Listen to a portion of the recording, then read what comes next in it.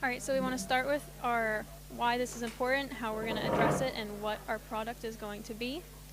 So why is our project important? The average person wastes around 231 pounds every year of food, and the restaurant industry actually loses an estimated $162 billion per year due to food wastes.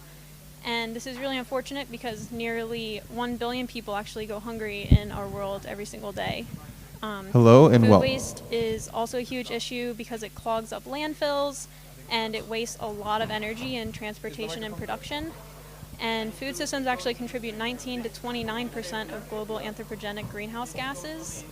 On another note, a limited community involvement Okay, everyone. and public education. So we're going to get started here. Sustainability solutions. So congratulations on the work you've done this week on your communities capstones. towards adopting All the you've done and you've seen here in Iceland for Travel everyone Now, has Learn been Later. coming I up know it's with. been like 2.5 And years this matters to us almost as a for some of team you because we're to really get here. passionate about the And I'm really environment excited and for you creating all green to show spaces in our urban settings. the work and the we're all growth very that you've passionate had about accomplished food, and we want to be able this to week. enjoy our food knowing So that we're going to it get started, supports and sustainability. we're going to start with our fog So harvesting we're gonna tackle group. this issue. And before we do that, This just give yourselves a excessive little round of food applause waste for all in the landfills things by you've done this week. encouraging restaurants to compost their food scraps, and we're going to provide Okay. access to fresh. So how this works is you sustainably have grown up to 15 minutes to for present. restaurants in I'll give you a addition to giving 5-minute them warning, a seasonal 3-minute native warning, plant and a 1-minute options warning. by installing And then our after that, Be-Dirty I'll sadly have to walls. cut you off, but then we'll do 5 to So 10 minutes of what is questions. that? Okay? A Be-Dirty We'll take the wall questions from the is audience. going to be a honeycomb So, lattice everyone be vertical growing interactive, and, space let's have a that good time. restaurants can Okay? utilize for Come on up. decoration as well as insulation, and they will use compostable food scraps from their restaurants put into biodegradable cups that they will put into this honeycomb structure on the walls, and they will plant seasonal native plants, and that will provide a beautiful and practical display that can be used both indoors and outdoors. And the exos compost from the restaurants will be sold by our company to reduce the use of synthetic fertilizers in the local area. The Sustainable Development Goals that our project addresses include SDG 2, ending hunger and achieving food security and improved nutrition by increasing the availability of fresh fruits and vegetables in the local community. SDG 9, industry, innovation, and infrastructure, specifically target 9.4, to upgrade infrastructure and retrofit industries to make them more sustainable. SDG 11, sustainable cities and communities. We want to make cities more sustainable by reducing the food waste that we're sending to landfills and by also adopting composting skills in the community. SDG 12, by encouraging reduction of food loss. And lastly, SDG 13, climate action, by increasing local CO2 capture by increasing green spaces in our cities. All right, so as a case study / location for our initial implementation of Be-Dirty walls would be Brooklyn. We chose Brooklyn because it has a high amount of foot traffic, a lot of people passing restaurants. There's a strong sense of community, and especially in New York City, I'd say a lot more people are looking to create more sustainable solutions in an urban setting and looking to work with their local economies, local businesses more. Plants stand out in these areas. A lot of people are looking to grow their own plants, know where their food is coming from, be more aware of their seasonal plants and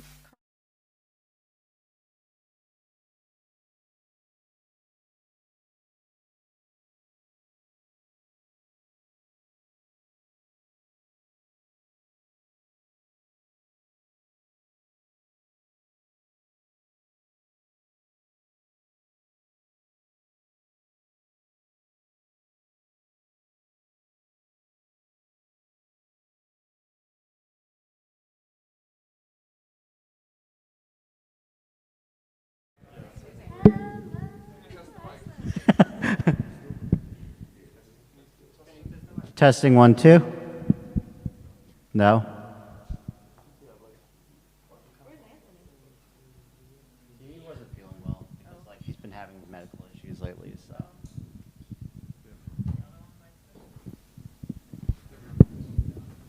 Testing 1, 2.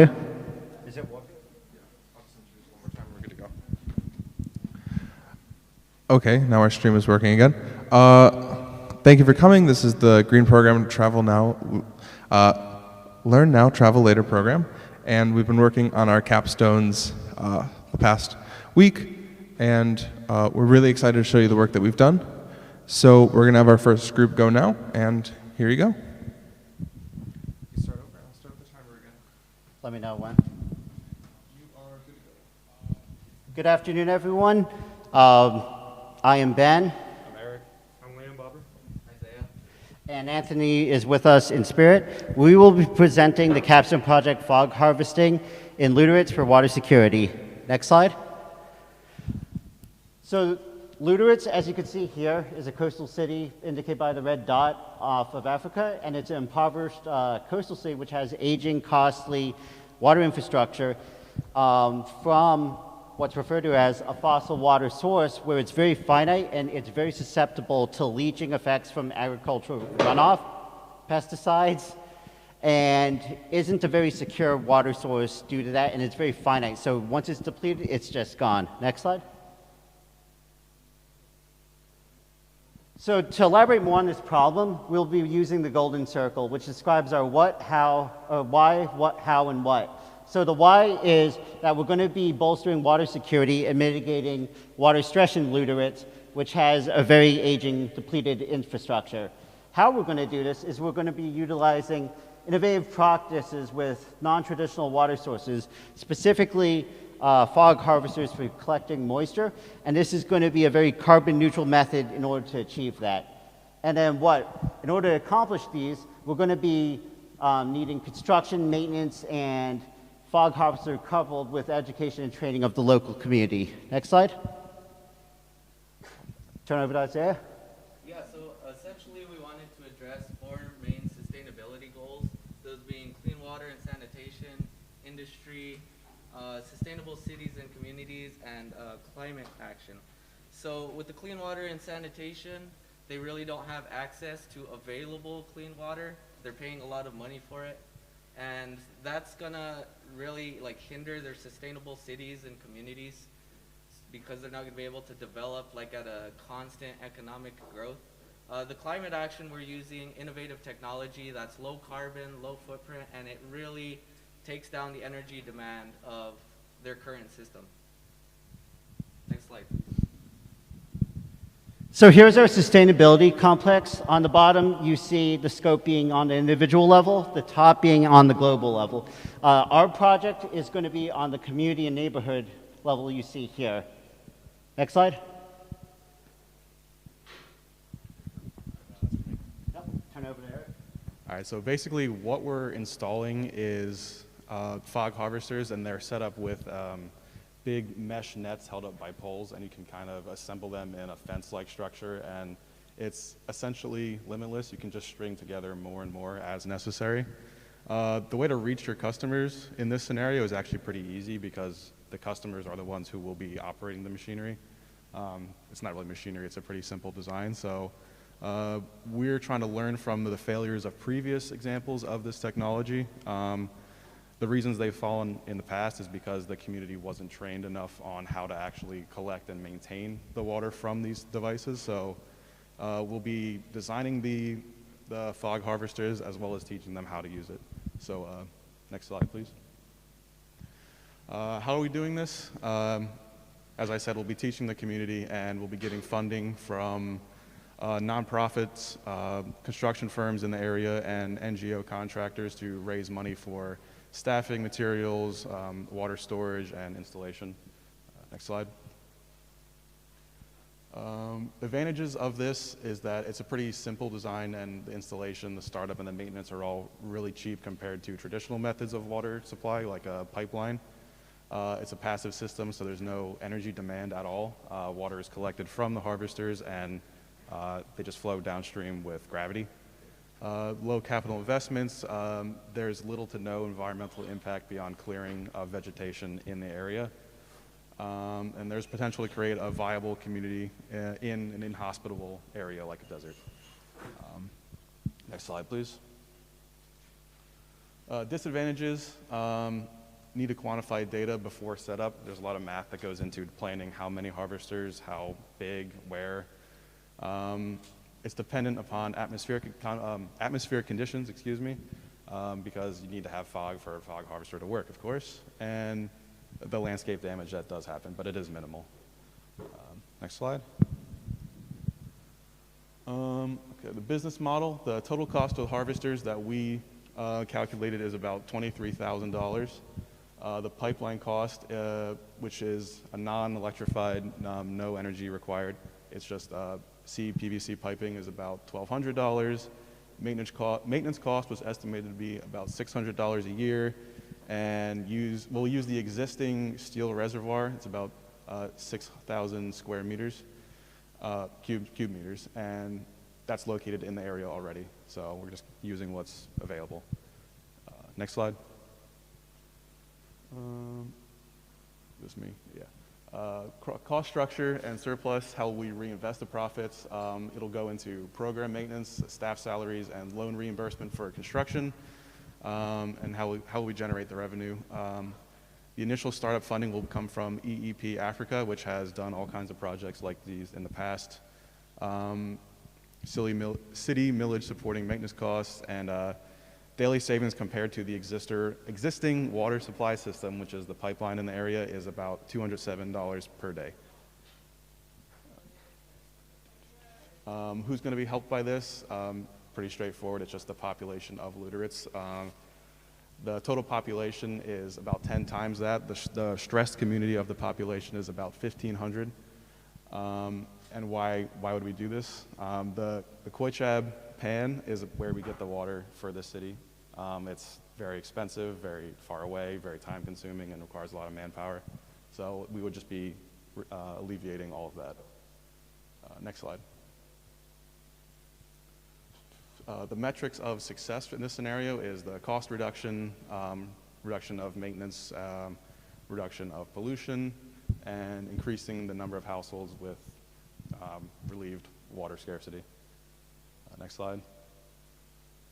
And turn this back over to Ben. Now I'll be talking about for how fog harvesters work, because we really don't have that many of them in the United States. So what this does is that water particles are carried by the fog, and then they go into a mesh, they're condensed, and then they are collected. Pretty simple. Next slide. So there's a few factors that actually affect with it. You got to look at the area for fog harvesters to make sure that is the area suitable? Is it actually going to be having enough fog? And is this actually going to work for providing water? So I did some of the calculations here. What you see on this graph here, which I got from MIT's data for it, with number 3, that is so on the y-axis you have the fog collection efficiency, and then on the x-axis you have the increasing wind velocity and fog droplet radius. They did analysis for 6 different data sets, as you see here, 1 through 6, with increasing droplet size and increasing wind velocity.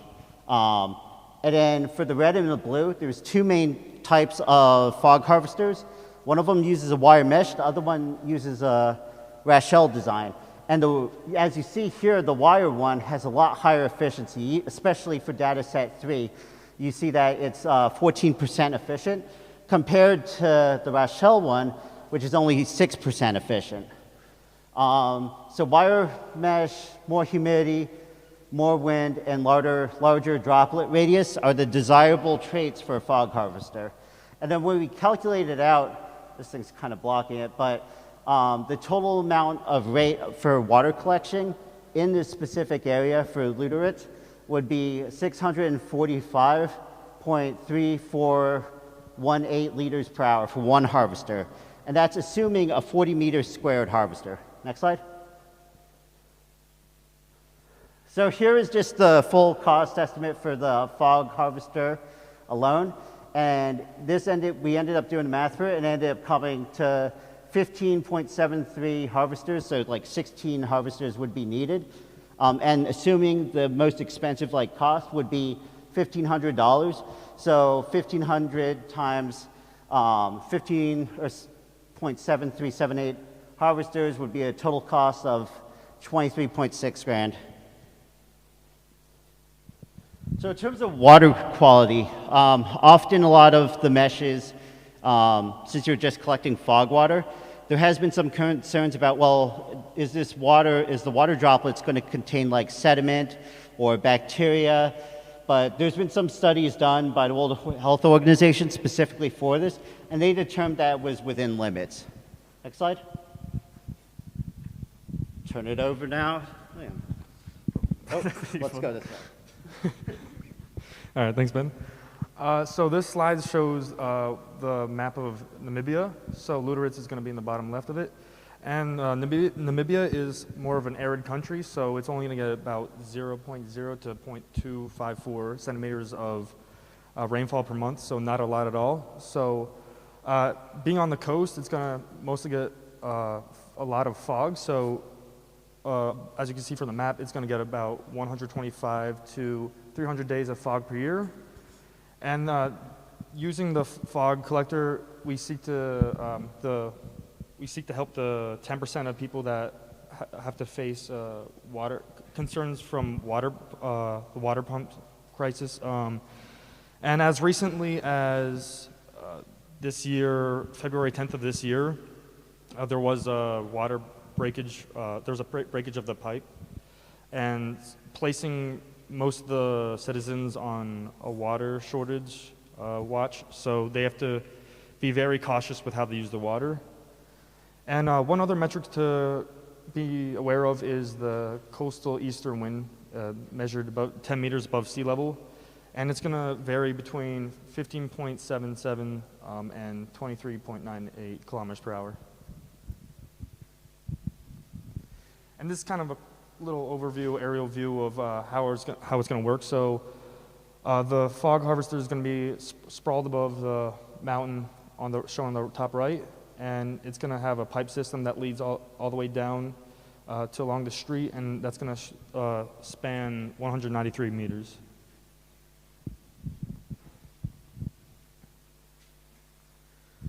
All right, so this slide shows the savings of our fog harvesting system compared to the current existing pipage system and distillation system from the fossilized water.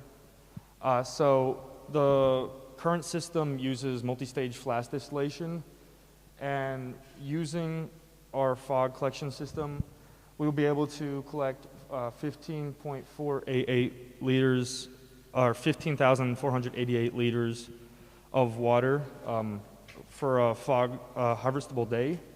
So that means we'll be able to save about 302 kilowatt hours per day. So that's about what it would take to run a Tesla 2,000 kilometers, which is quite a substantial amount. And then using the cost of electricity in Namibia, we get that it saves us about $36.50 a day, or 4,791 Icelandic krona a day. And then using the current the provided electricity cost for the pumps per year, we can calculate how many dollars it would save us per day to use the pump. So that's about 170.6, or from not using the pump, and that would be 170.6 US dollars per day, or about 22.4 thousand krona per day. So combined, that would mean the total savings per day would be around 207 US dollars, or 27,000 krona, which is doesn't seem like a lot initially, but over time it adds up to a lot. All right, so we used 3 different collectible days amounts. So 125 being the lowest amount of fog harvestable days, and then 300 being the most. And then we used 212.5 as the average, so what we normally would expect. And with the distilling process, we would estimate to save about 24,000 for the lowest day, 41 for the 0.4 for the average, and 58.5 thousand for the 300 days. With the pumping process, it comes out to about 18,274,916 kilowatt hours saved per year. And then for the collectible, adding it all up, we would get about 18.2 or 3 million kilowatt hours for 125 days, 18.316 million for the average, and then 18.3 repeated for the maximum amount of days. Okay. Okay.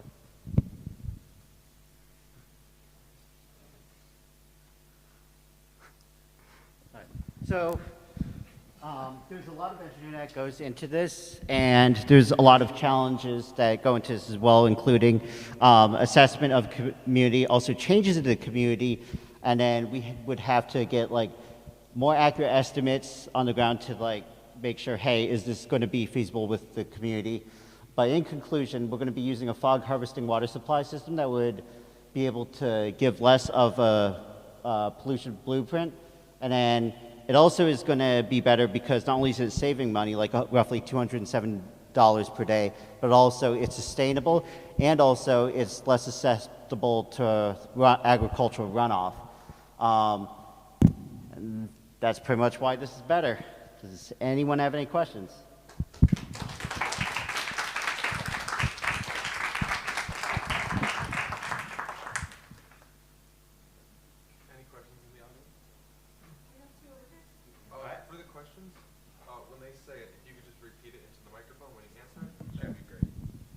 CJ? How would you guys be addressing you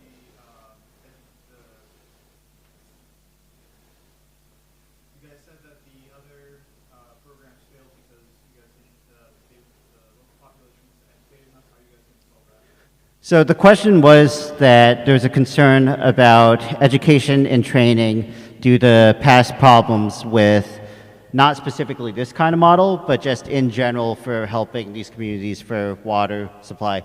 So to answer CJ's question, we will be providing adequate training by not only just like training them up and like coordinating with Nexus Construction Firm, which is actually the major one in the region, but we'd also be doing follow-up assessments as well, which that was covered in the challenges slide, but we were a little tight on time. So we would make sure that there's not only like, you know, just here's the training and then leave, but we'd also be doing follow-up ones and then assessments, also inspections to make sure, hey, they're actually doing it right, and there's not like some underlying maintenance issue that leads to a complicated problem. Good question. Elsa? Do you guys know if there's any possibility of negative environmental impact by like taking water out of the like hydro, like the flow of water that's already happening, because like how fog like irrigates trees, etc.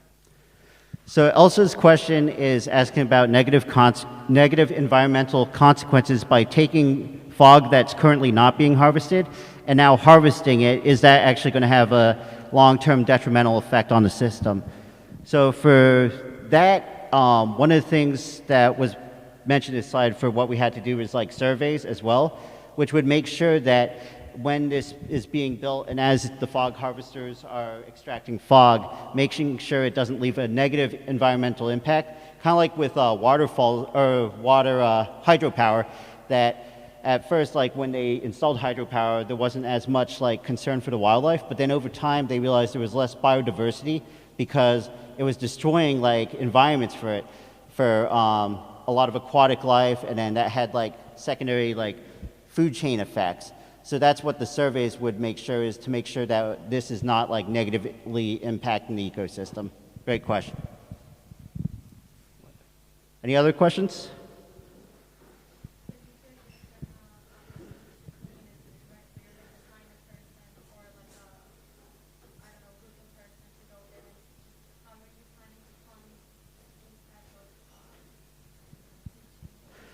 So the question was to how are we going to fund the teaching and training for the community use this system. So when we talked about the finance part in the business model, we mentioned some nonprofit organizations.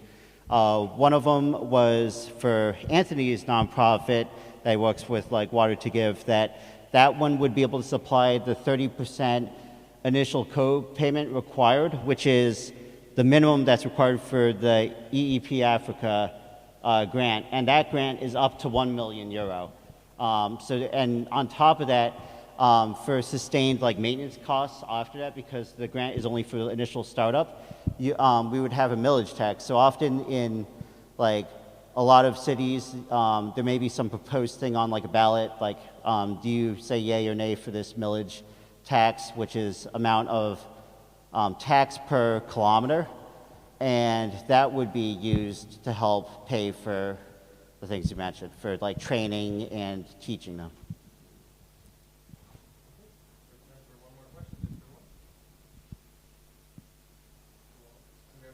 All right. Thank you for everyone's time.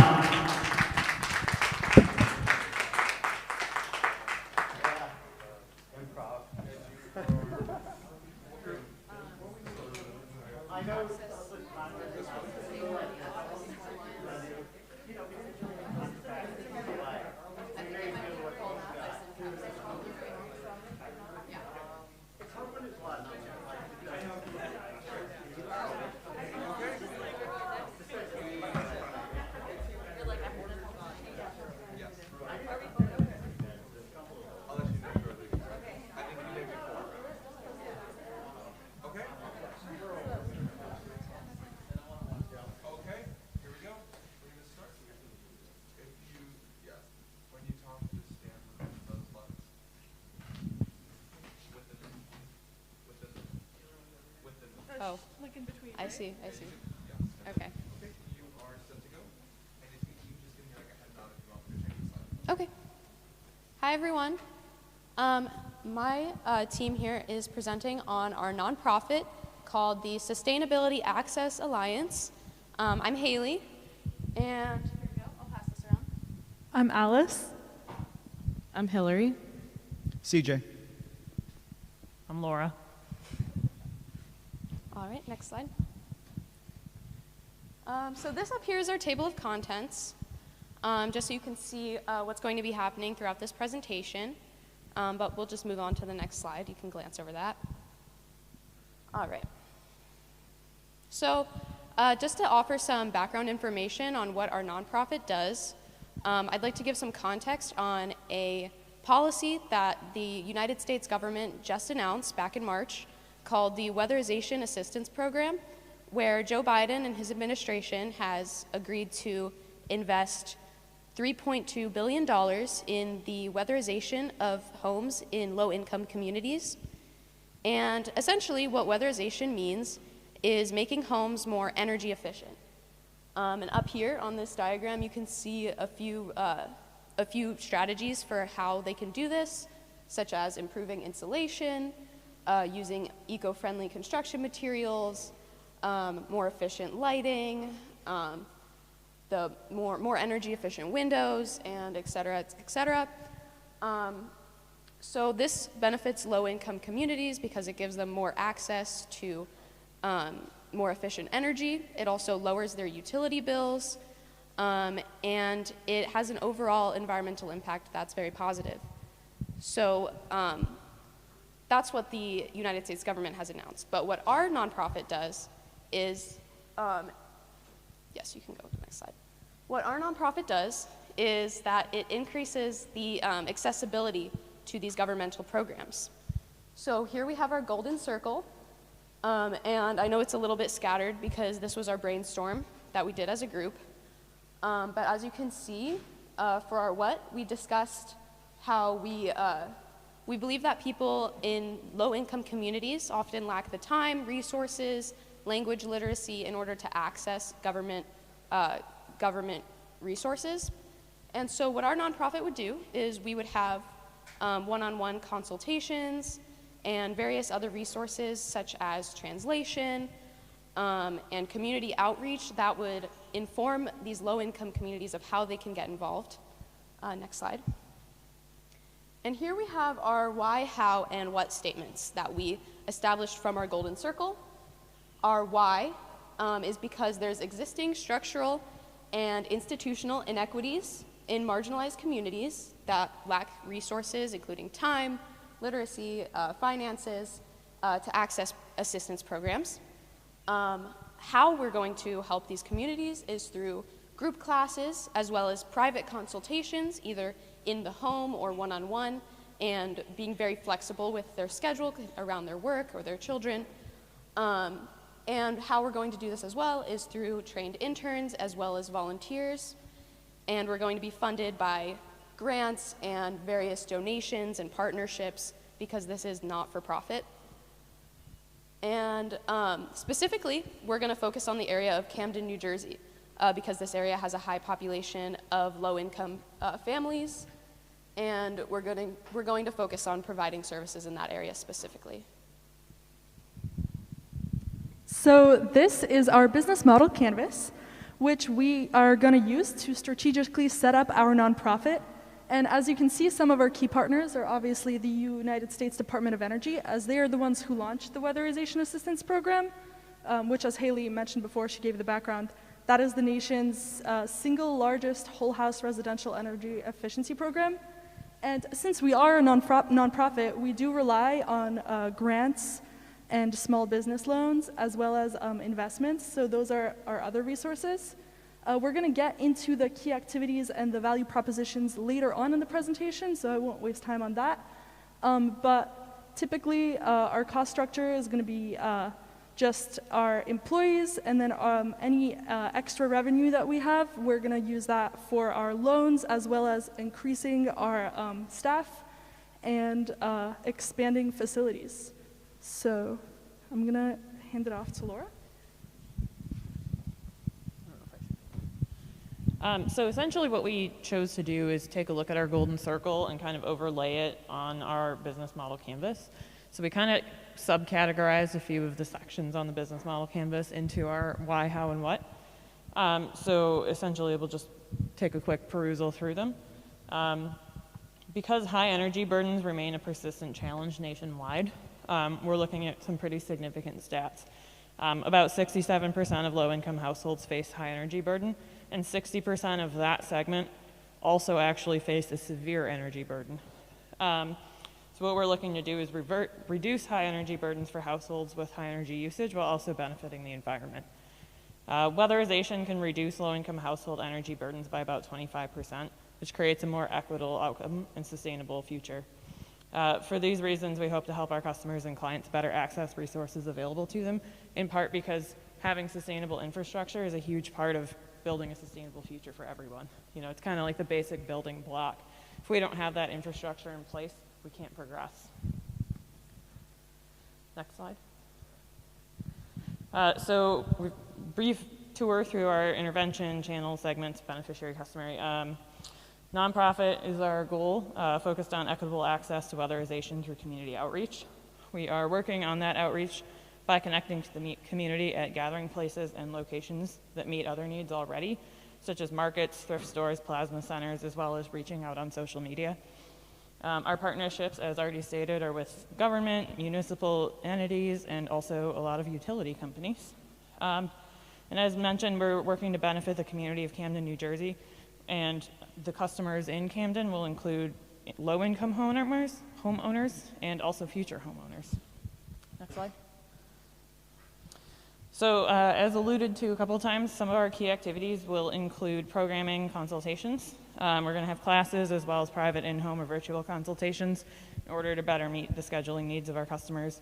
Translation services, access to technology will be provided as needed. Not everyone has, you know, a Wi-Fi connection at home.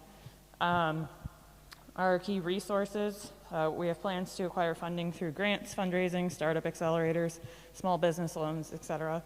We will be sourcing interns from colleges and universities as well as community volunteers. And we also have a website in plans for marketing, PR, a donation hosting platform, and contact information. So some of our biggest partners and stakeholders will be, you know, our customers themselves, hoping they will spread by word of mouth that we're out there, we're looking to help them.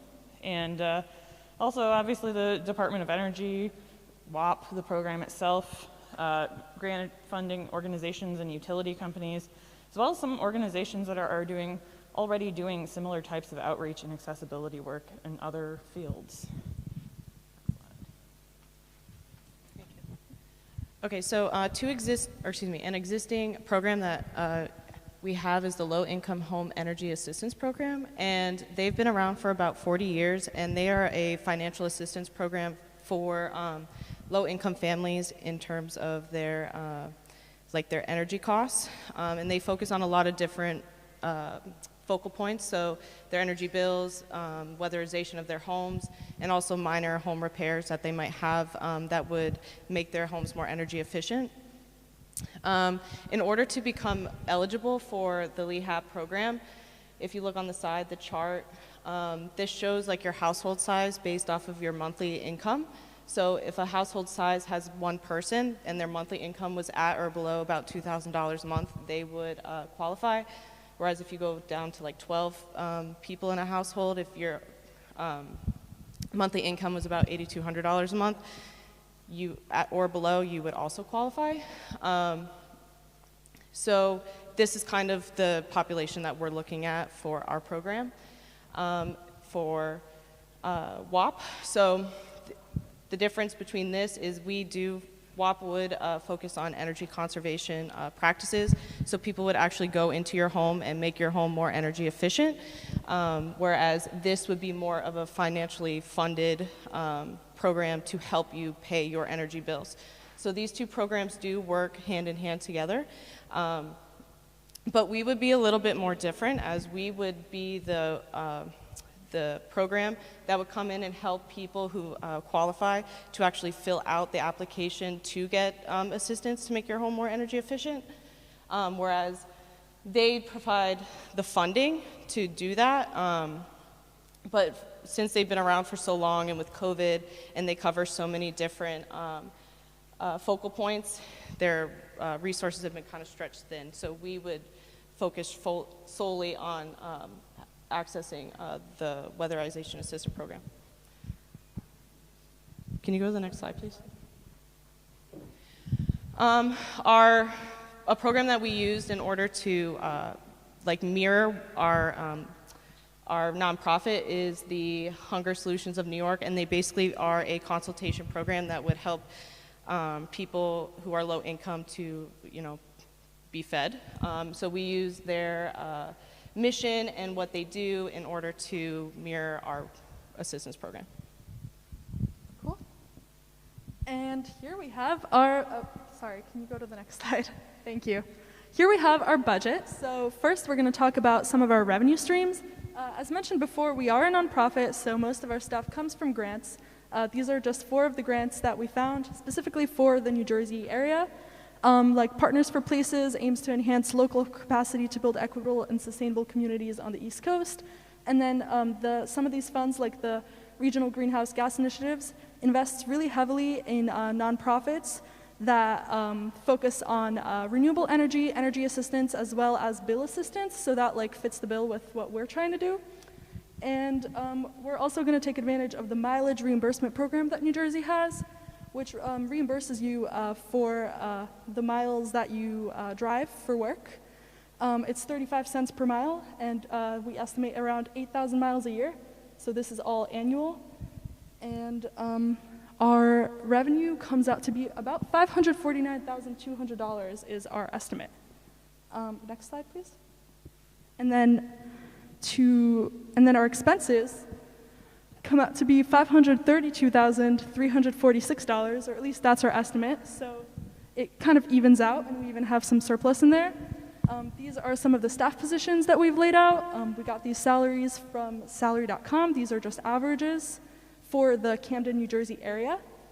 The minimum wage in New Jersey is around $13, so we would pay our interns a little bit above minimum wage. And then we looked up how much it would cost to rent an office space, as well as other expenses such as van maintenance and website hosting. I'm going to give this off to CJ. So this is our sustainability complex. We'll be working with the individuals, household, community, and the city of Camden for our community outreach. If we potentially end up being successful and growing, our future plans are to expand to other regions, states. Can't really go globally because it's limited by country, but those are our future plans. Next slide. So the sustainability development goals that our project or our program will cover is no poverty. About a third of the population in Camden is in poverty. So by giving them weatherization access, they should be able to use those excess savings to hopefully help them up out of poverty. Number 3 is good health and wellness. About $700 million are unpaid utility bills in New Jersey alone. So that stress and of paying your utility bills and not having good healthcare access because you're stressing about that kind of stuff, hopefully by increasing weatherization and efficiency of their homes will alleviate that. It'll also improve affordable and clean energy, economic growth by being able to use those funds to put back into the local economy. It increases the infrastructure. It reduces inequalities as they are a heavily minority population in Camden. And then it increases the sustainability of the community, responsible consumption by, improving weatherization, reduces the amount of energy you need to heat and cool your home and maintain it. Then climate action, by reducing what you're consuming, you're reducing your greenhouse gas emissions and helping the climate. So that's, thank you.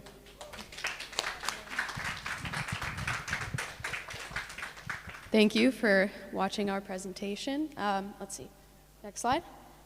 Does anybody have any questions? Questions? Looking for questions. No questions. Okay.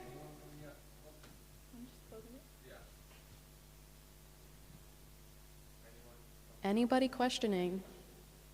Anyone curious? So, how big of a project would it be to start, and then grow from there? Like, how many do you see for your first employees that you start? Like, are you starting out with just like a few people? Right. So the question was, how large is our project from the start? How many people are going to be involved? I think I'm going to hand this off to Alice because she did this portion. Hello. So if you're talking about staff, we laid out kind of the main staff, so it would be like an executive director, a marketing director, a volunteer coordinator, as well as like somebody who can do IT. That was built into the budget that we laid out. We also planned on hiring around like 12 interns for this. This is like this would be a pretty big undertaking because you're kind of starting a nonprofit from scratch, from zero. But it would be very beneficial to the people in Camden, New Jersey, which is why we think it's a worthy undertaking.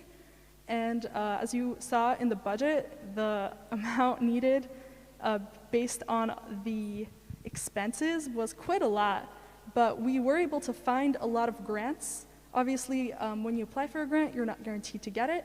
However, New Jersey offers a lot of resources to help nonprofits apply for grants, so we think that given more time, we would find even more grants, and we would, in our estimate, we just assumed that we got the grants that we had found, which was 4 grants. But there's hundreds of grants out there, so we think we would meet the expenses necessary to start this nonprofit. You're welcome. Any more questions? Okay, thank you.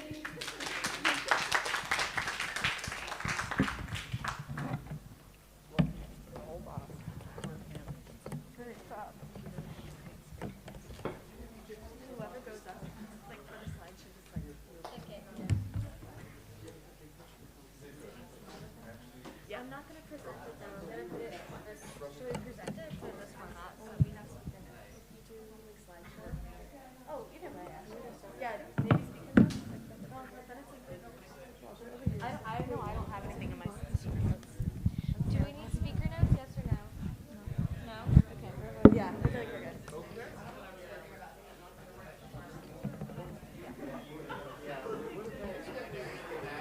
Okay, and we're gonna start in like 10 seconds.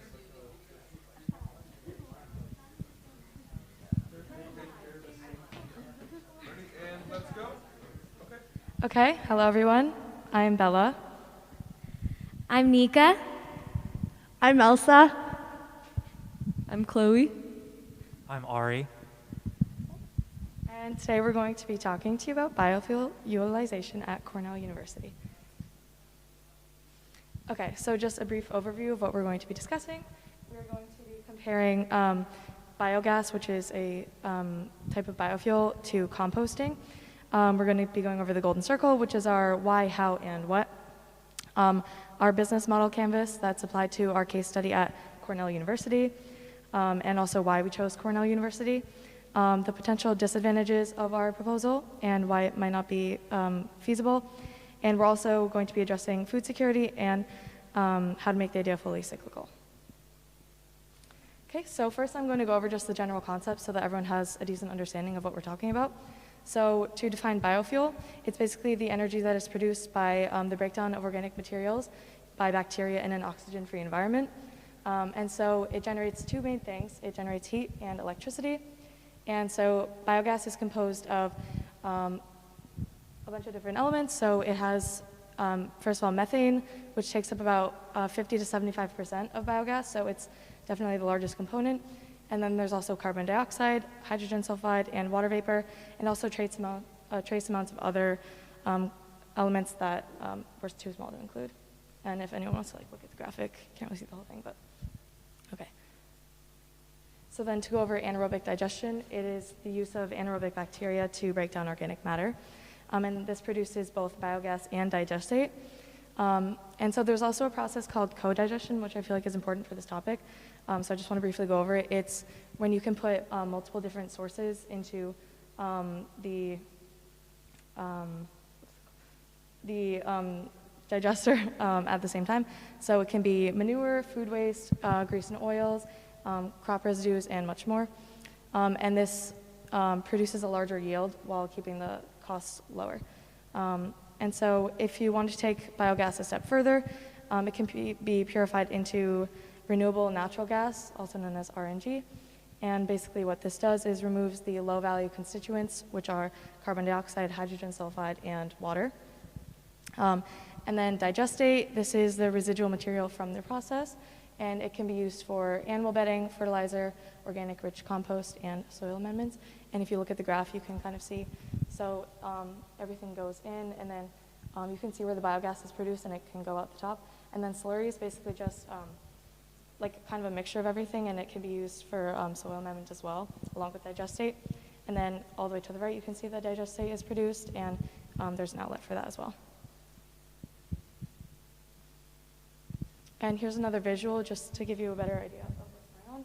So everything goes into the digester, and then what comes out, it can either do biogas, and biogas can be used to produce electricity and heat. And then once it goes through the purification process, it can be used as vehicle fuel and renewable natural gas. And then the digestate can be used as fertilizer, animal bedding, and other products, and it's mostly used in like more of like an agricultural livestock setting. Okay, I'm gonna hand it to Chloe. Yeah. Oh, sorry, no, okay. Okay, so for the process of composting, okay, so the first step is the collection of organic matter. So there's brown matter and then there's green matter. So the brown is like twigs and manure, and what this does is supplies carbon. And then there's the green matter, which is like lawn clippings and fruit rinds, and this supplies nitrogen, and it's supposed to be a 1-to-1 ratio of green to brown. And then the second step is moisture and oxygen. If it's too dry, it won't decompose correctly, so you have to make sure.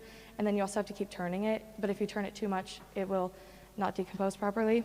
And then there has to be proper amounts of oxygen for the bacteria to break the food down. And that leads into step 3. There has to be bacteria and other microorganisms present to decompose the material. And this takes about 3 months if it's being properly turned, which takes, I think, 4 to 5 weeks is what the proper amount of time is for it. Okay. All right. And this slide just kind of breaks down a little more the strengths and weaknesses comparing biofuel and composting. So biofuel does break down food faster than composting. It takes about 18 to 21 days. And for composting, yeah, as Bella mentioned, it's about 3 months. Biofuel is more expensive than composting, and and this is because it requires new sites to be built. And two valuable byproducts, as we've already mentioned, are the digestate, which is like a rich soil additive that's really good for agriculture, and biogas that can be used for fuel. And biofuel tends to work better in more highly populated areas because these digesters need a large supply of things like food waste, and composting it tends to work a bit better on a smaller scale just because it has a smaller footprint this way. Okay, next slide. All right, so up top here we got organic waste. This 3,000 tons is taken from the Cornell HE STARS report.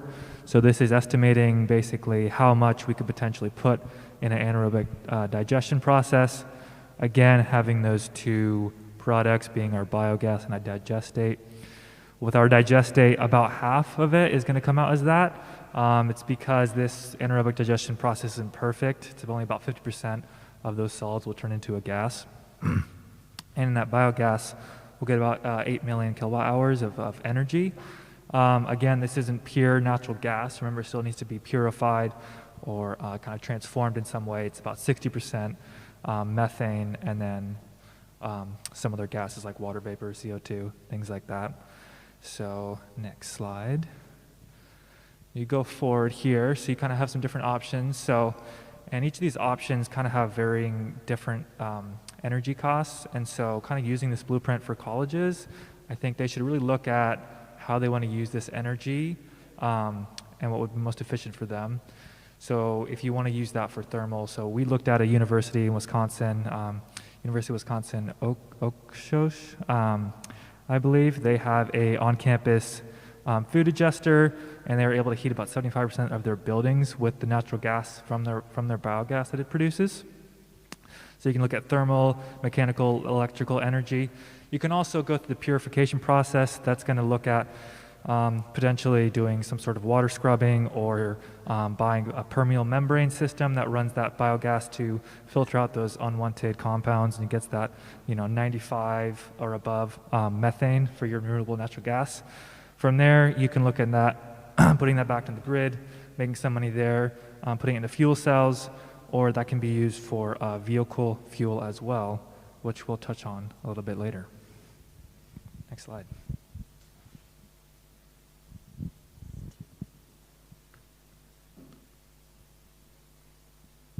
Okay. So for our why, how, and what, we're doing this because we want to help create a more sustainable food and energy cycle in a school environment. And more specifically, we want to structure the food system in a more sustainable way. And how we're going to do this is create a blueprint for schools to implement sustainable paths for food waste, and hopefully other schools can use this as a model. And for what we're doing, basically creating a system that converts food waste into biofuel, which can then be used to go towards sustainable food vehicles and for schools and universities to use in various ways. And we will go more into depth on that soon. Next slide. And so for the sustainability complex, we're more on the community level because we're looking at a school. The next slide. So for SDGs, there's 4. One of them is industry, innovation, and infrastructure. And this has to do with the using anaerobic digestion machines and different sorts of equipment. And we hope to get students involved in the innovation side as well. Also, affordable and clean energy. Because we're essentially creating a renewable energy with biofuel. Climate action, because this will help reduce emissions and create more space for land. And then partnership for the goals, because there will be different partnerships within, one could be within Cornell, between students and staff and food providers, and then also between Reykjavik University and Cornell, because they have a partnership as well. Next slide. Okay, and I'll hand it over to Deca. Yes. Alrighty, so basically what we're proposing is a program which turns food waste, which pre- and post-consumption food waste, into biogas through the process of anaerobic digestion, which we had looked at before. And we're going to use this biogas to power a campus pantry on wheels, which we will get into further. So this is both a service and a product because we're providing energy, which is the product, for this service, which is the program that recycles the food. Next So we are going to implement this program by communication and outreach to different universities and to students as well. So this is a community effort, so we're going to be able to kind of get everyone involved, the whole campus community, and we'll do this, we'll spread the word through pamphlets, tabling, info sessions, and other things like that. And we want to inspire other campuses to implement their own biofuel and veggie van programs in the future, but for now we are going to be looking at Cornell University as a case study for this idea. So we are looking at Cornell University, and we are going to be working with university staff and leaders, student volunteers, food providers, and the Cornell Food and Recovery Network, which donates excess food to local food pantries. And we're also going to be working with Reykjavik University because they do work in conjunction with Cornell University to try to make their campus more green. And they actually have this program that we found that's called Green Renewable Project, and that's basically trying to help Cornell become basically carbon neutral by 2035. Next slide.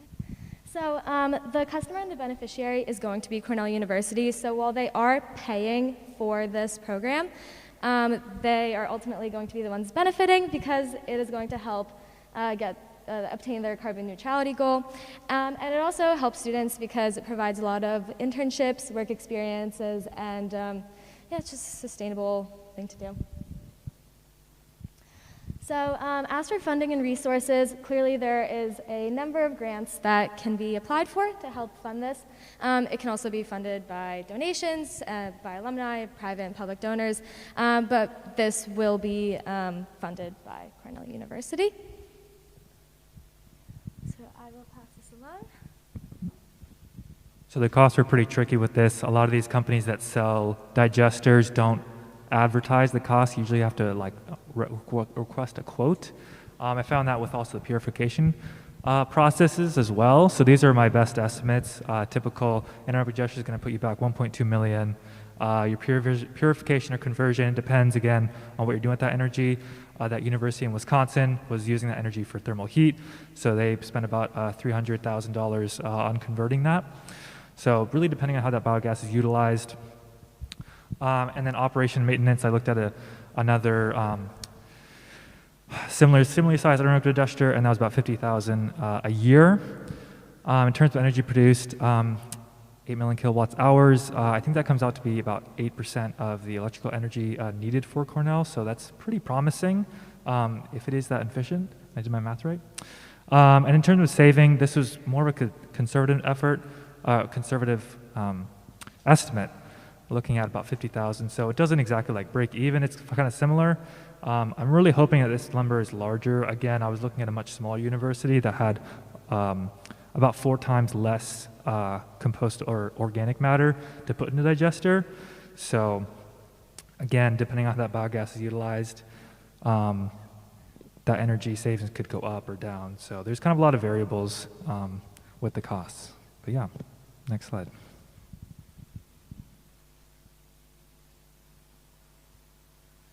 All right, so some potential disadvantages of this are that the cost is difficult to calculate because it ranges from hundreds of thousands of dollars to millions of dollars. But sorting is also difficult, but that's already an issue. And also deciding what to compost and what to turn into fuel. And there's also a lot of important environmental and ethical considerations to consider.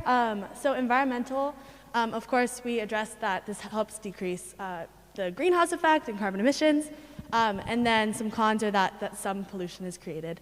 And then with ethical complications, this has to do with people and jobs, but we have realized jobs will be created through this process. So we decided Cornell, the value our idea provides is since Cornell is already so focused on green energy, that this would be a great case study. A lot of amounts of their emissions that are already being generated could be converted to this structure that we are proposing.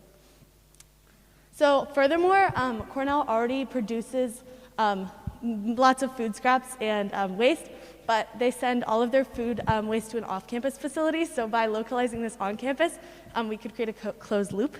And we could do this through our proposition of Full Circle Foods, which is basically an accessible pantry on wheels. And this would ensure that the process is fully keeping it in the local community. And the cost, we have realized that, yes, so thank you.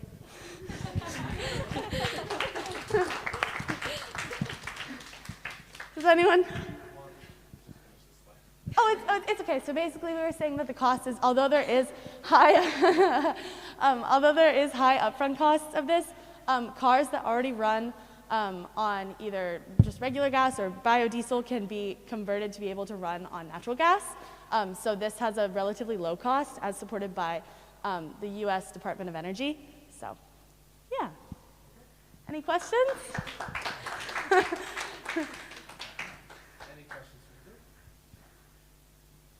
Yeah.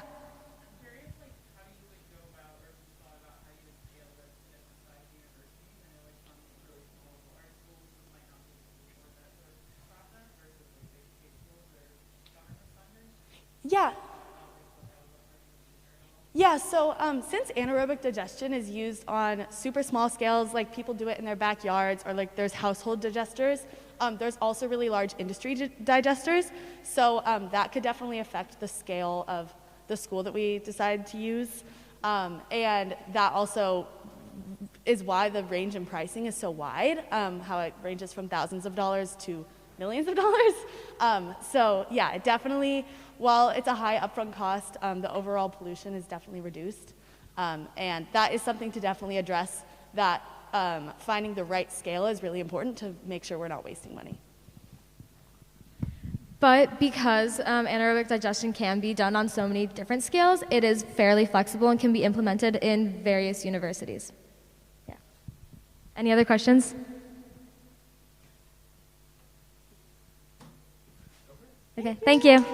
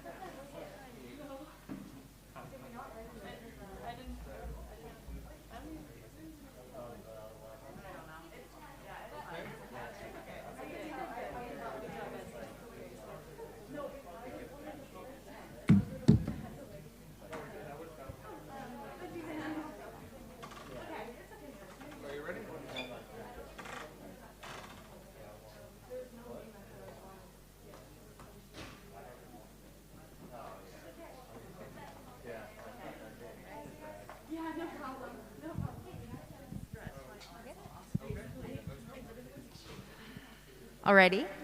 Hi, everybody. Thank you for coming to our capstone. So our project is going to be on the utilizations and profitability of silica as a waste product from geothermal drilling. I'm Bella. I'm Lindsay. I'm Zach. I'm Sabrina. And I'm Hamida. Okay. So this week we toured a lot of geothermal facilities, as we know. And as we were touring these facilities, we began to ask some questions and learn a lot. And one of the things that we discovered was that it's a very efficient process, and a lot of things get put to use or get put back into the earth. But one thing that is a waste product is silica, and it could be utilized. However, most often than not, it's just used as a waste product and disposed back into the environment. So we figured, what can we do with that waste product? And so we have our golden circle, where we ask what we're going to do, how we're going to do it, and why we're doing it.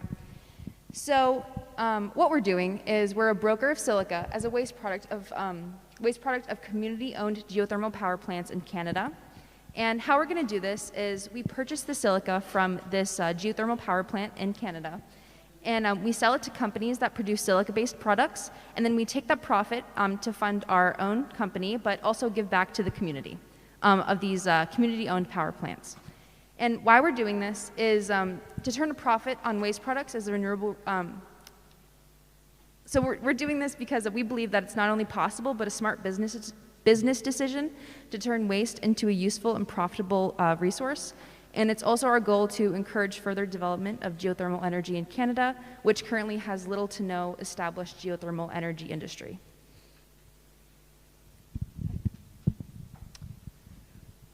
So as we toured our geothermal locations over this past week, we've learned how the process works. To summarize, we take hydrothermal resources such as brine and use that to produce steam to power turbines to create electricity. This brine, as we learned in the major, massive Icelandic facility, is a waste product, and they don't think any more about it. But it's rich in minerals and is often treated as a waste product. Some companies are finding that these minerals could be lithium and could be mined to produce batteries. Another mineral is silica, which we will be focusing on. Silica is also known as silicon dioxide, and it commonly occurs in quartz, and that has to be mined. So this would be an alternate way to obtain this without having additional mines. It comes in two different phases, crystalline or amorphous. It comes down to the structure. One is more uniform, the other is much more randomized. Amorphous is the type found in geothermal brine, and it has multiple classifications, which are colloidal, fumed, precipitated, and gel. Next slide. Oh, my bad, not linked. So the silica separation and extraction technologies are based on polymerization of the dissolved silica and the formation of colloidal particles. There are multiple techniques suitable for silica extraction, and they are listed below. Precipitation of calcium silicates, precipitation by cationic flocculates, precipitation as metal silicates, deposition onto seed particles, and ultrafiltration. The process shown on the right is from a company called Geo40, who produces colloidal silica from geothermal fluid containing silica through a number of ultrafiltration steps. Next slide. Yeah.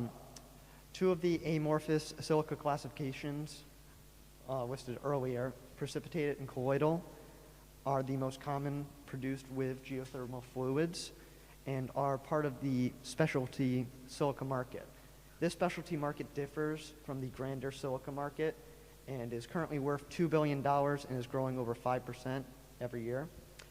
As seen on the chart on the right, the market will continue to grow into the foreseeable future. Next slide. So we also looked at the market for the silica use, and industrial silica is used in a vast area of industries, the main ones being the glass, foundries, construction, ceramics, and the chemical industry. Silica in its finest form is also used as functional filler for paints, plastics, rubber, and silica sand is used in water filtration and agriculture. Also, silicon is by far the most common semiconductor material used in solar cells, which we're focusing on instead of the other areas. It is also the second most abundant material on Earth after oxygen, and solar cells made out of silicon currently provide a combination of high efficiency, low cost, and a long lifetime. Modules are expected to last for 25 years or more, still producing more than 80% of their original power after this time. Next. All right, so we were looking for a plant that would work with our project, and I started to think about Canada, which is where I'm from, and I found out through research that there is currently no functional geothermal plant yet, but there are a few in development. And one of the first geothermal plants in Canada that we thought would be a perfect fit would be the Deca geothermal plant, and it is located 7 kilometers south of Fort Nelson in northeast British Columbia, and it would be located at the Clark Lake gas field, which is a depleted natural gas reservoir, and so it was originally in an area that produced more than 1.6 trillion cubic feet of gas, and so they decided to reuse the well. And one of the reasons we were drawn to this plant is that it was community run. It's owned by the Deca Corporation, which is the economic development branch of the Fort Nelson First Nations.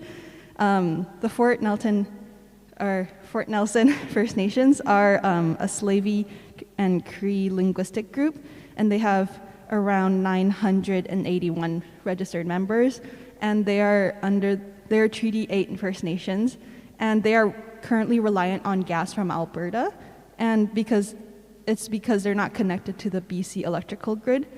And so we thought, like, with this project, it's perfect for them to develop renewable resources as well as economically.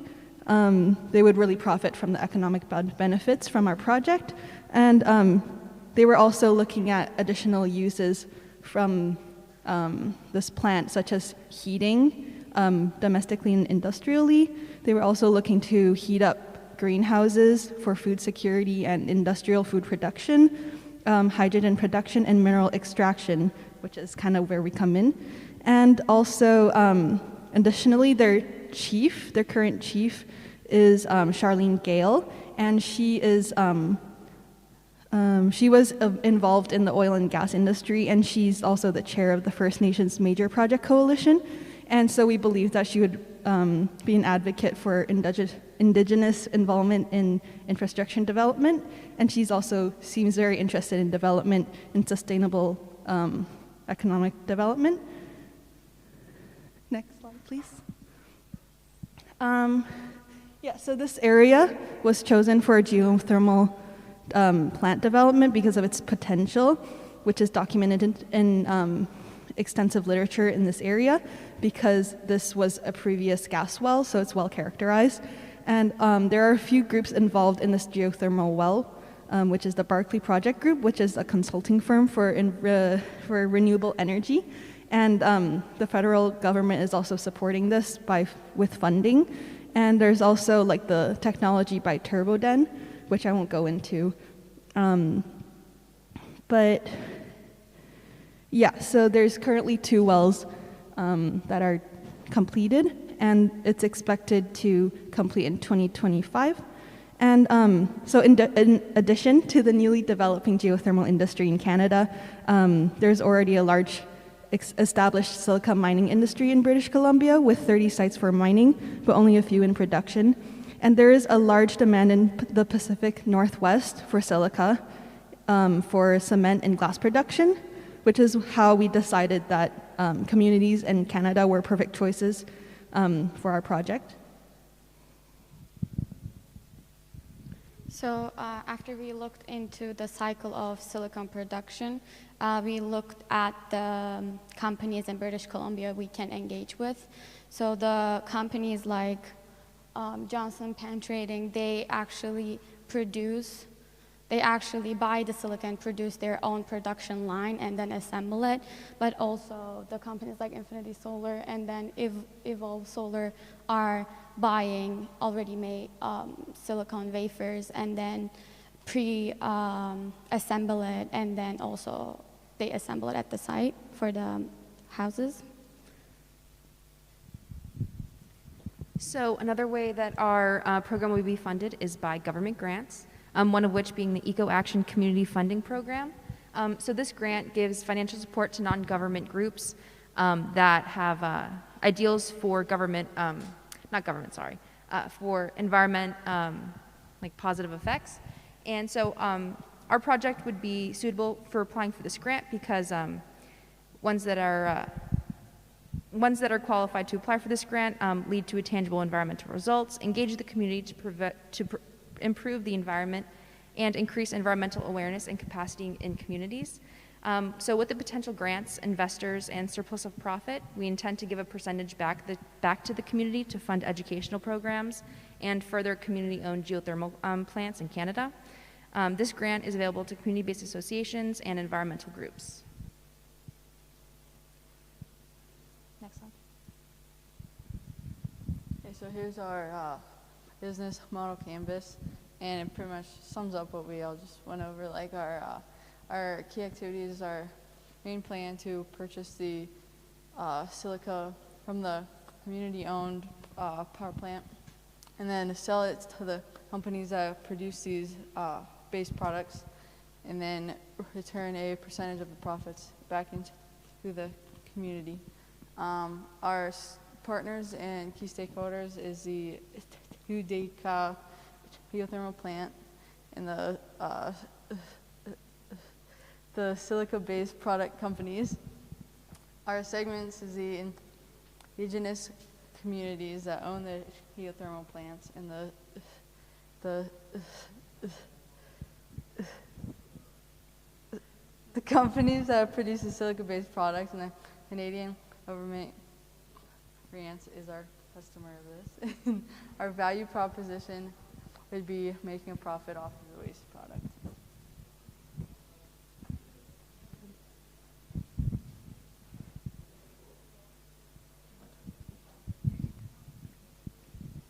Okay, so our sustainable development goals that we felt like our project reflected or achieved was decent work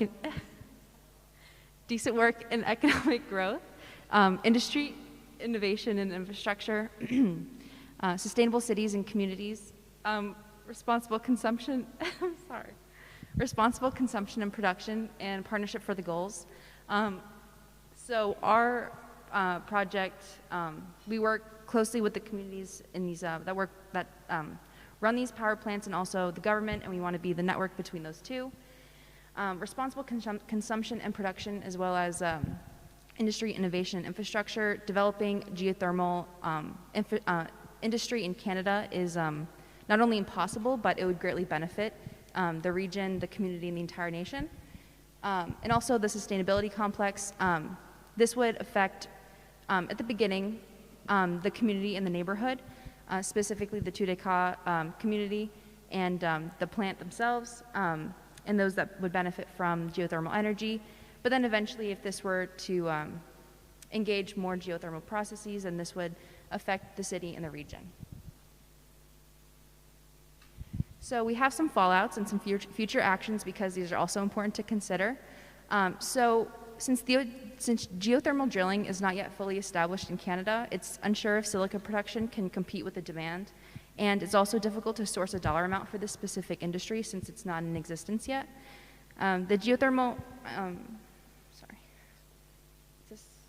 That's next one's yours. Oh yeah, okay. So the geothermal industry is in development right now, and so that would mean more opportunity for projects such as ours, and other geothermal projects that exist right now is Saskatchewan and Alberta, and so that could be an option there.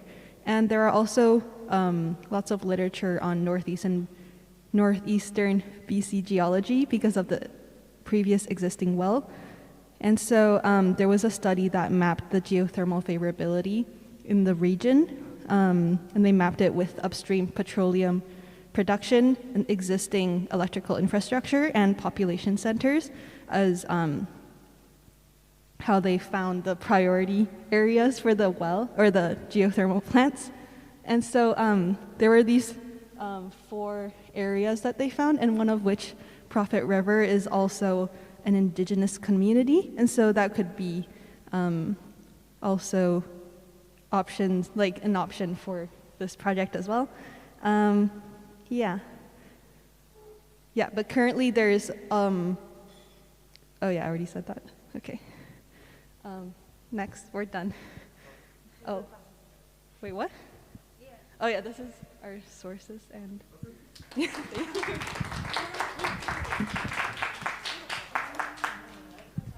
Does anybody have any questions? Questions, anybody? Excuse me. Guys, hi. Anybody have any questions? So what do you see as like the biggest challenge for a project like this starting on a small scale? On a small scale, a project like this is, you need to get the funding. Since we're going to be buying the silica from these geothermal plants, we need funds to do so. So all the loops of getting investors and applying for grants, that's just first and foremost, we need the funds to buy the product. But also to get community engagement. If the community doesn't want us to intervene, then we simply won't and can't. So it's about engaging the community, getting them all on the same page, making sure that they'll benefit, and you know, it's their terms, and also getting the funding as well. I'd also say that we don't know going in necessarily what the minerals are going to be in the brine. So that does limit some of the estimates in the beginning, as there are many different methods for extracting it, some more efficient than others, depending on the composition, silica, particle size, and many other factors that can't exactly be predicted before any mining and drilling is started. Any other questions?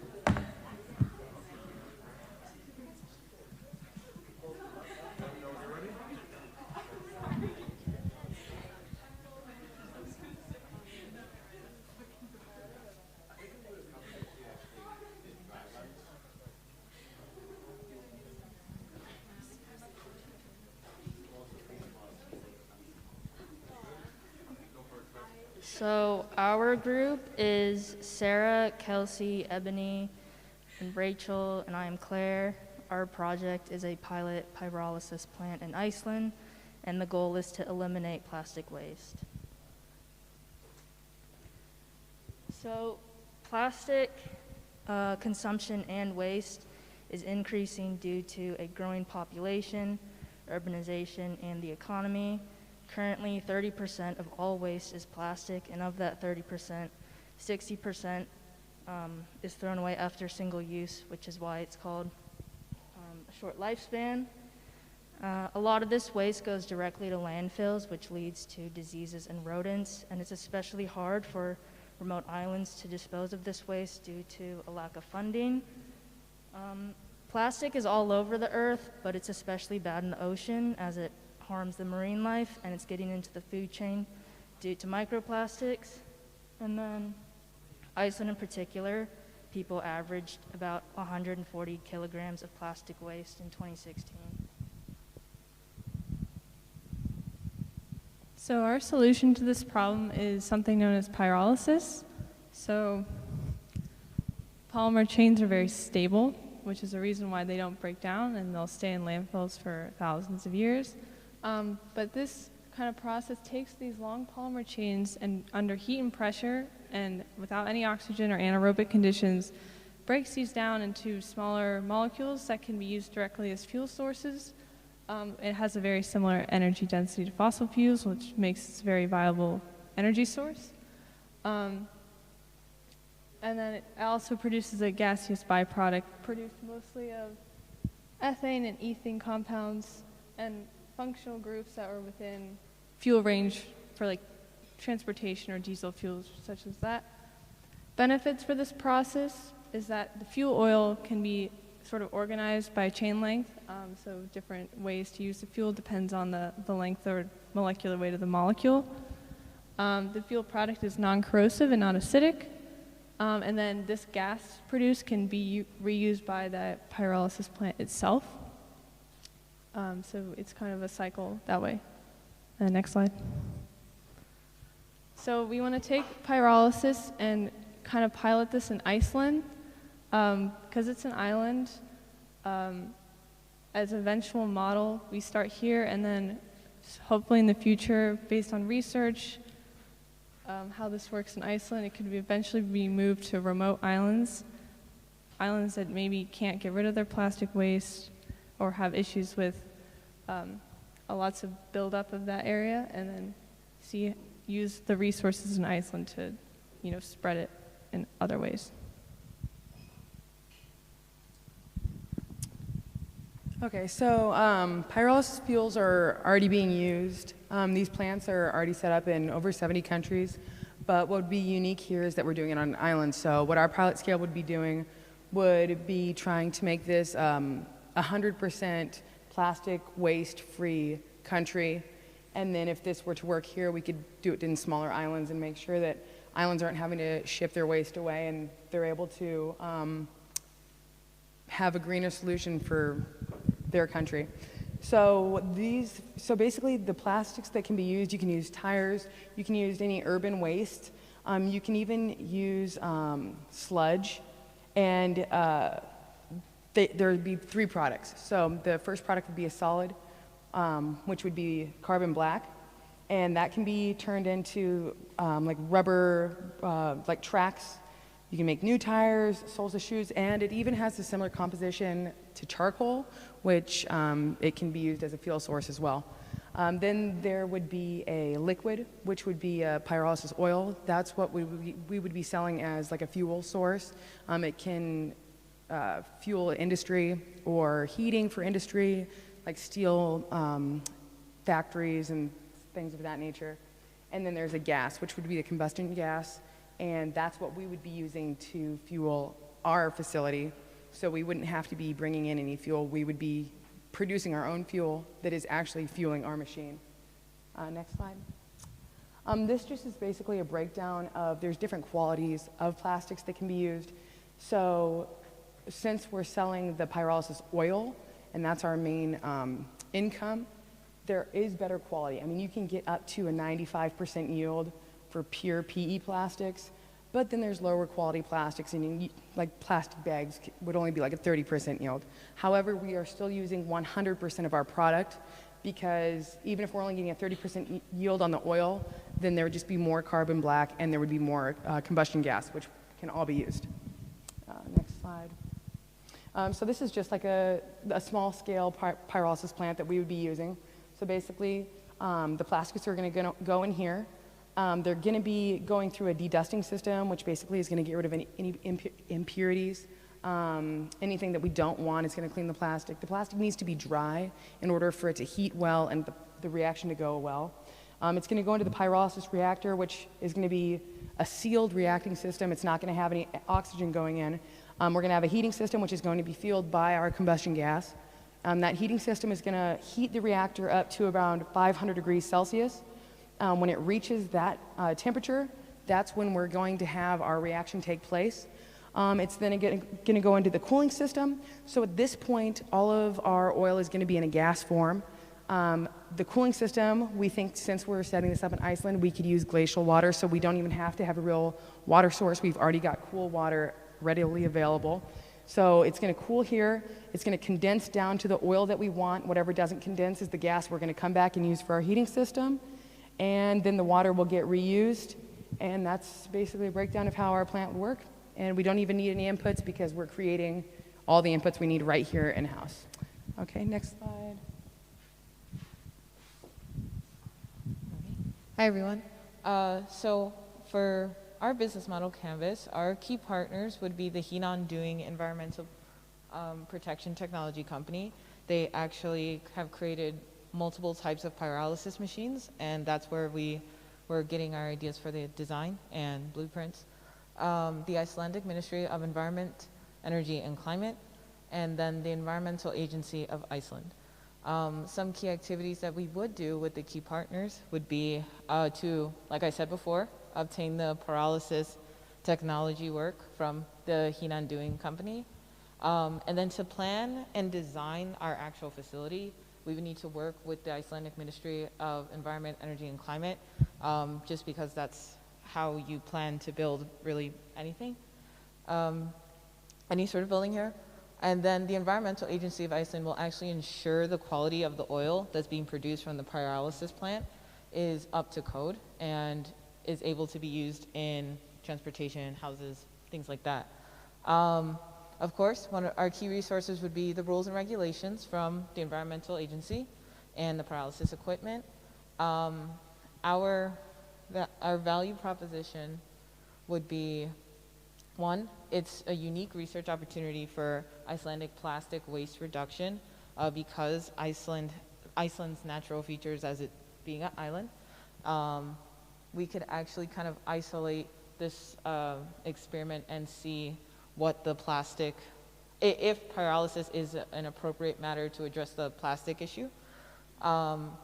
Also, like I said before, we're recycling plastics to create fuel for cars and houses or whatever it is, to be honest. And then we're also offering a transitioning stage until the very buzz year of 2030 to net zero the plastic.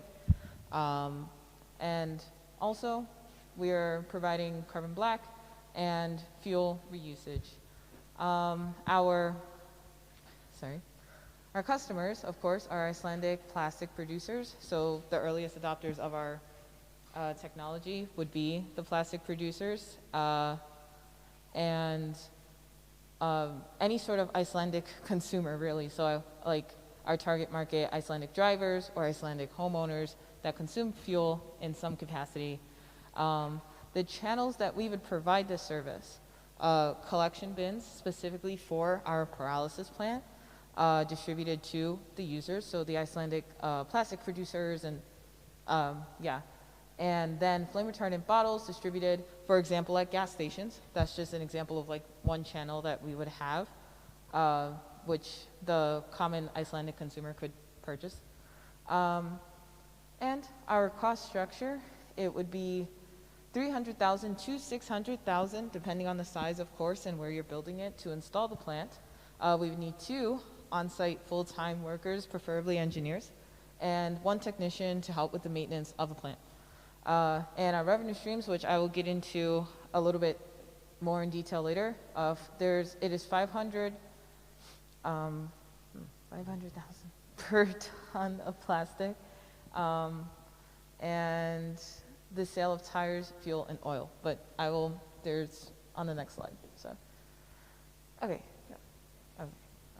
So, like I was saying before, $500 per ton of plastic.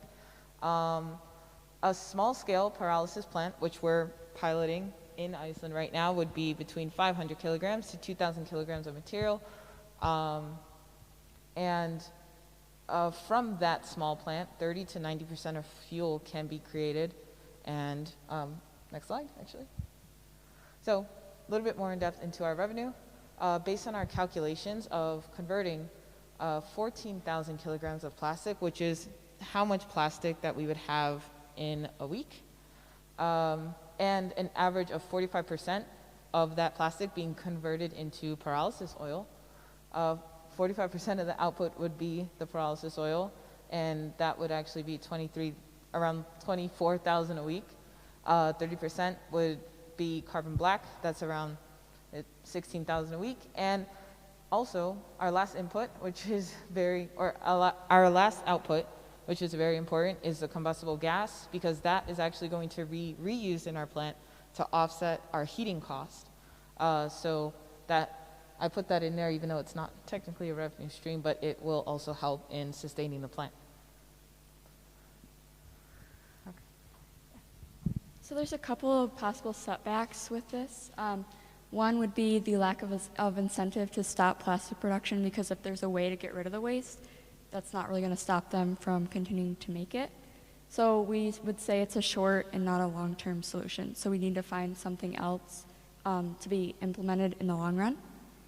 Also, if there's impurities in the plastic waste, it's very important to know what these are so that they can be controlled and ensure the viability and the efficiency of the process.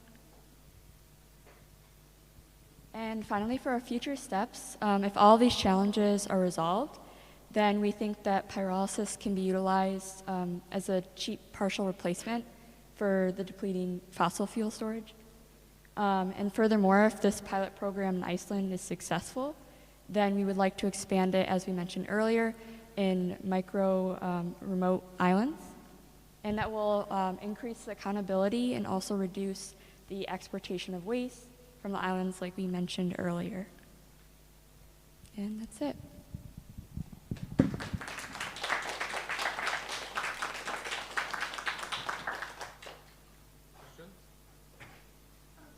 So you guys are saying that you want to expand this like smaller islands. Do you think this would also have value on like larger land masses, like let's say like the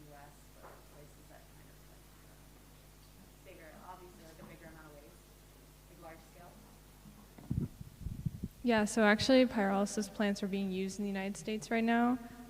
It's just, they're still growing, like its marketability is going up. But in remote islands, we just chose that because a lot of their tax revenue is going to very essential things, like power sources and just getting rid of waste that they can't really deal with, like recycling plastic. And so if this project grows and we get more research on it, eventually we can like take that model strategy and put it in these other areas across the world. More questions?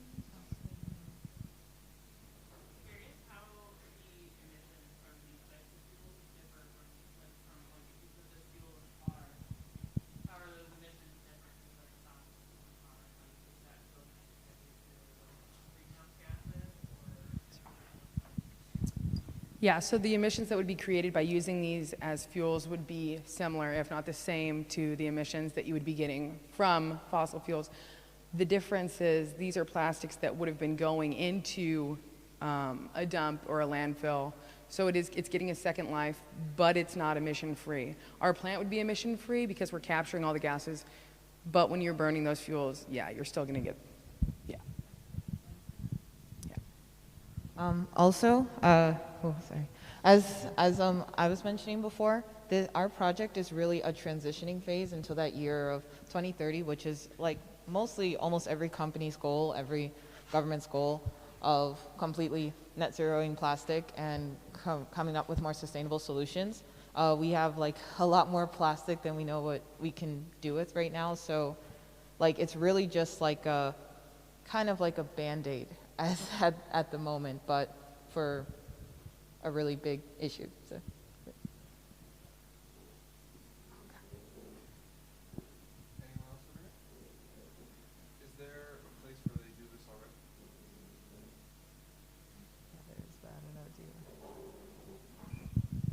It's already being used in 70 different countries, but not so much on islands, like remote islands. It's being used like on larger land masses where they have more of an influx of plastic. So our goal for this project would be to make Iceland be net zero waste for plastic, yeah.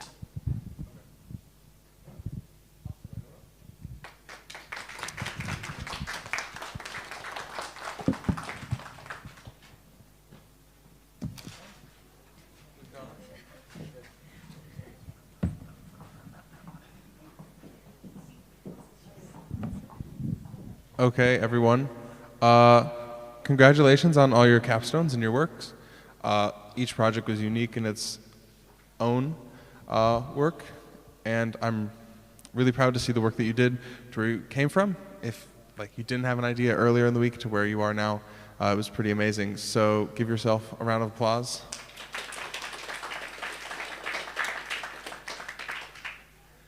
And it's over. Okay? Awesome. Congratulations again.